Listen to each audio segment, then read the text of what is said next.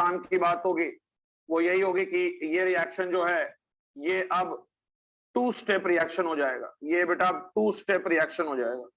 इस रिएक्शन में अगर हम लोग बात करें बेटा, इस रिएक्शन में अगर हम लोग बात करें तो carbocation will be formed as intermediate, will be formed as intermediate, लिखते जाओ साथ साथ, will be formed as intermediate. इसके बाद यहाँ पे carbocation rearrangement is possible, carbocation rearrangement is possible. इसके बाद अगर हम लोग बात करते हैं यार, कार्बोकटायन रीअरेंजमेंट पॉसिबल है, और यहाँ पे स्टेप 1 जो होगा, step 1 is the RDS in which the carbocation formation takes place, in which the carbocation formation takes place। यहां पे बेटा इक्वल पॉसिबिलिटी या ऐसे लिख लेना nearly equal possibility of retention as well as inversion, nearly equal possibility of retention as well as inversion of configuration। यानी दोनों चीजें आपको मिलेंगी, इन्वर्टेड प्रोडक्ट भी मिलेगा, बेटा आपको इन्वर्टेड प्रोडक्ट भी मिलेगा, और आपको रिटेंशन वाला भी प्रोडक्ट मिलेगा, ठीक है। ऑलमोस्ट दोनों 50-50% मिलता है, दोनों लगभग सेम मिलता है, लेकिन थोड़ा सा एकदम थोड़ा सा परसेंटेज आप कह लो इन्वर्टेड का ज्यादा होता है, ठीक है। यानी कि कहने का मतलब ये 51% भी हो सकता है, थोड़ा सा ज्यादा रहेगा, ये 49% रहेगा, एकदम थोड़ा सा। वही बात है कि जिस साइड से न्यूक्लियोफाइल निकल रहा है उसी साइड से जिस साइड से लिविंग ग्रुप निकल रहा है उसी साइड से न्यूक्लियोफाइल अटैक करना नहीं चाहता है, क्योंकि उसको रिपल्शन मिलेगा ही मिलेगा। थोड़ा ही सा रिपल्शन मिले तो इन्वर्टेड प्रोडक्ट जो है वो थोड़ा ज्यादा बनता है, क्योंकि बैक साइड अटैक हमेशा लिविंग ग्रुप से उसका इंटरेक्शन को बचा लेता है। क्लियर है बेटा? ये तो काम की, ये अब जो पॉइंट था, ये सब पॉइंट जो है अभी रुक जाओ, लिखना छोड़ दो, अब बाद में जो छूटा वो लिख लेना। अब आते हैं मैकेनिज्म पे। मैकेनिज्म में सबसे पहले स्टेप 1 में होगा ionisation of substrate to form यार कार्बोकटायन। तो कोई भी सबस्ट्रेट ले लो, मान लो मैंने एक सबस्ट्रेट ले लिया इस तरह से, this is CH3, this is CH3, यहां पे यार मान लो ले लिए हैं लिविंग ग्रुप। पहला स्टेप RDS हो गया, इसी स्टेप में आपको कार्बोकटायन मिल गया। कार्बोकटायन क्या है, कैसे है, सब पता है तुम लोग को। sp2 है, प्लानर है, ठीक है, sp2 है और प्लानर है, और ये तुम्हारा स्लो स्टेप है पहला वाला। स्टेप 2 पे आगे बढ़ जाओ। स्टेप 2 में क्या होगा, ये जो प्लानर कार्बोकटायन बना है, this is the planar carbocation. इस पे अब न्यूक्लियोफाइल फास्ट स्टेप में वही सेम चीज है बेटा, अपर अटैक भी कर सकता है और बेटा लोअर अटैक भी कर सकता है, ठीक है। अपर अटैक भी कर सकता है, लोअर अटैक भी कर सकता है, ठीक है। इसका भी पॉसिबिलिटी 50% का, इसका भी पॉसिबिलिटी 50% का। तो यहाँ पे आपको यहाँ पे चूंकि काइरल सेंटर नहीं बन रहा है तो डायरेक्टली मैं एक ही प्रोडक्ट बनाऊंगा, दैट इज CH3, और ये आ जाएगा आपका न्यूक्लियोफाइल। ये हो गया तुम्हारा किस स्टेप, सेकेंड स्टेप क्या है, ये है तुम्हारा फास्ट स्टेप, ये है तुम्हारा fast step, this is your fast step. अगर हम लोग काइनेटिक्स की बात कर ले यहीं पे, काइनेटिक्स यहीं पे देख लो, काइनेटिक्स में क्या लिखेंगे, rate of SN1 is equal to K into, सिर्फ सबस्ट्रेट आएगा कि न्यूक्लियोफाइल भी आएगा? पहला वाला RDS में क्या कोई तुमको न्यूक्लियोफाइल दिख रहा है, कोई रोल है न्यूक्लियोफाइल का? नो सर, नहीं सर, नहीं है, तो न्यूक्लियोफाइल नहीं आएगा। तो यहाँ पे ऐसे भी लिख सकता है, ठीक है, ऐसे भी लिख सकता है कि न्यूक्लियोफाइल का कंसंट्रेशन पावर लगा दिए 0, कोई मतलब नहीं है, मतलब न्यूक्लियोफिलिक कंसंट्रेशन से रेट इंडिपेंडेंट है। तो यहाँ पे लिख देना रेट इज इंडिपेंडेंट, आगे भी बताएंगे लेकिन अभी भी independent of concentration of nucleophile. कहने का मतलब बेटा, अगर मैं बात करूं, कहने का मतलब ये है, यहाँ पे यार ऑर्डर जो है रिएक्शन का 1 है, मॉलिक्यूलरिटी जो है रिएक्शन का वो 1 है, इसलिए SN1 unimolecular reaction, SN1 reaction is unimolecular, इसलिए SN1 रिएक्शन कैसा रिएक्शन है यार? Unimolecular reaction.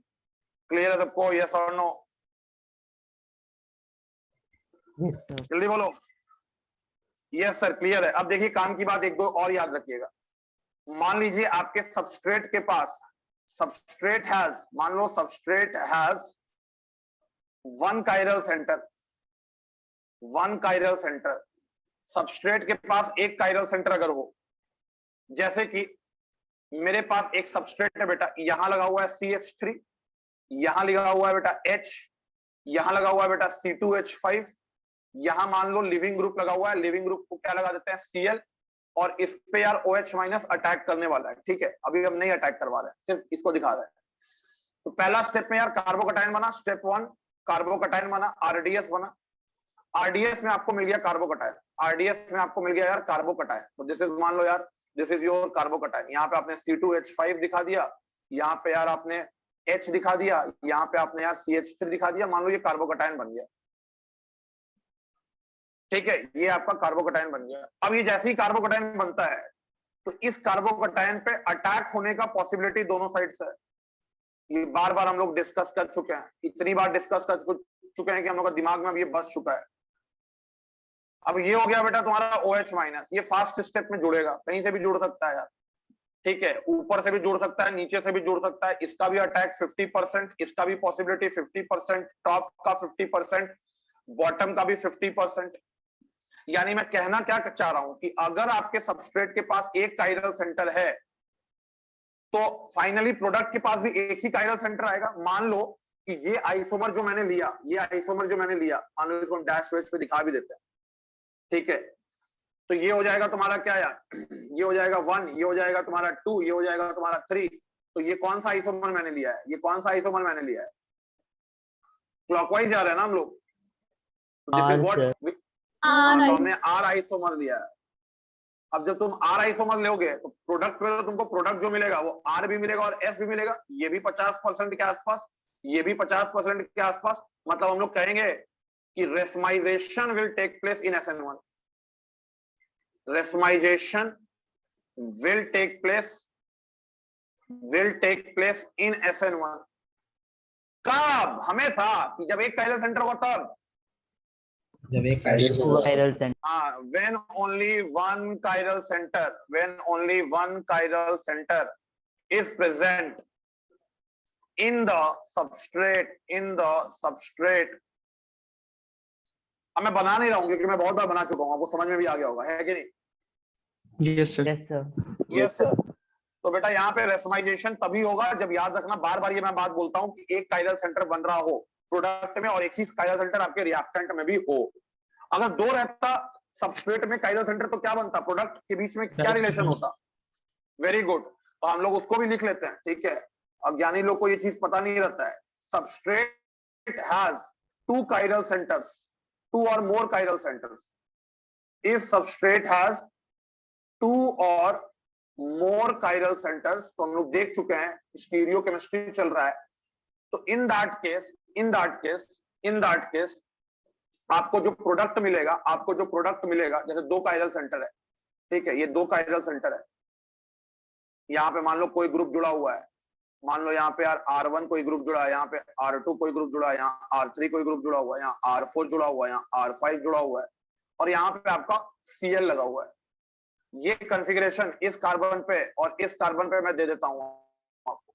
इस पे मान लो यार कॉन्फ़िगरेशन R रहा होगा, इस पे यार S रहा होगा। अब ये SN1 से रिएक्ट किया, ठीक है? ये यार न्यूक्लियोफाइल दे दिए और ये SN1 से रिएक्ट कर रहा है, ठीक है? तो SN1 से रिएक्ट कर रहा है तो जाहिर सा बात है कि यहाँ पे जो प्रोडक्ट बनेगा, ठीक है, 2 प्रोडक्ट बनेगा, एक बनेगा A प्रोडक्ट, एक बनेगा B प्रोडक्ट। ये भी बनेगा 50%, ये भी बनेगा 50%। अब डायरेक्टली शॉर्ट में लिख रहे हैं, ये वाला प्रोडक्ट RS होगा और ये वाला प्रोडक्ट RR होगा।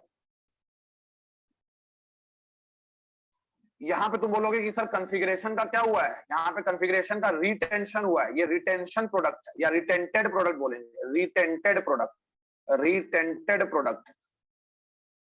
रिटेंटेड प्रोडक्ट है, ठीक है, ये आपका रिटेंटेड प्रोडक्ट है। और ये वाला अगर हम लोग बात करते हैं तो ये वाला कौन सा प्रोडक्ट है, इन्वर्टेड प्रोडक्ट है। क्लियर है सबको? Yes, sir.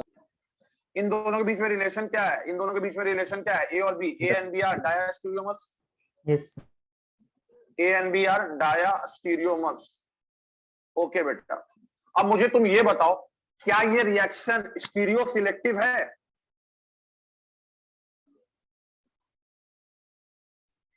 जल्दी, SN1 reaction is stereo selective और नॉट? जल्दी बताओ। ऐसा करने लगता है अभी पढ़ाने। No sir. क्या मन नहीं करता? नहीं है, दोनों इक्वल अमाउंट में मिल रहा है, कोई सिलेक्टिवली एक स्टीरियो आइसोमर ज्यादा नहीं मिल रहा है जैसे SN2 में होता था। तो SN1 reaction is not stereo selective, ये तो एकदम क्लियर कट आपको दिख रहा है कि ये स्टीरियो सिलेक्टिव नहीं है, it is not stereo selective. इसके बाद अगर हम लोग एक और चीज देख ले, वो क्या है, वो देख ले कि इसका एनर्जी डायग्राम कैसा होगा, energy diagram for SN1 reaction. इसमें मिनिमा आएगा कि नहीं आएगा? आएगा सर। आएगा। मिनिमा 1 आएगा, मैक्सिमा 2 आएगा, ठीक है। SN1 रिएक्शन भी एक्सोथर्मिक होता है, it is also exothermic reaction. तो अगर मैं ग्राफ बना दूं तो ये हो गया यार पोटेंशियल एनर्जी, ये हो गया यार तुम्हारा प्रोग्रेस ऑफ रिएक्शन, ये हो गया तुम्हारा प्रोग्रेस ऑफ रिएक्शन। मान लो मैंने यहाँ पे दिखाया कि यहाँ से रिएक्शन स्टार्ट हुआ, ठीक है, ये ऐसे गया, नीचे आया, नीचे आने के बाद यहाँ का इंटरमीडिएट बना, फिर दूसरा ट्रांजिशन स्टेट आया और फिर ये इधर कंप्लीट हो गया। ये रिप्रेजेंट कर रहा है पोटेंशियल एनर्जी ऑफ रिएक्टेंट, ये रिप्रेजेंट कर रहा है पोटेंशियल एनर्जी ऑफ प्रोडक्ट। यहाँ पे बन गया तुम्हारा ट्रांजिशन स्टेट 1, यहाँ बन गया ट्रांजिशन स्टेट 2, यहाँ पे तुम्हारा बन रहा है क्या, कार्बोकटायन, हाँ इंटरमीडिएट यानी कार्बोकटायन। और ये वाला जो पार्ट है that is enthalpy of reaction, और इंथैल्पी ऑफ रिएक्शन लिखेंगे potential energy of product minus potential energy of reactant. ये हो जाएगा नेगेटिव क्योंकि potential energy of product is less than potential energy of reactant. Clear है सबको ये diagram? Yes sir. Yes sir, हम लोग को ये डायग्राम बिल्कुल ही क्लियर है। चलो यार बहुत ज्यादा पेज हो गया, 1 2 3 3 के बाद 4 4 के बाद ये 5, चलो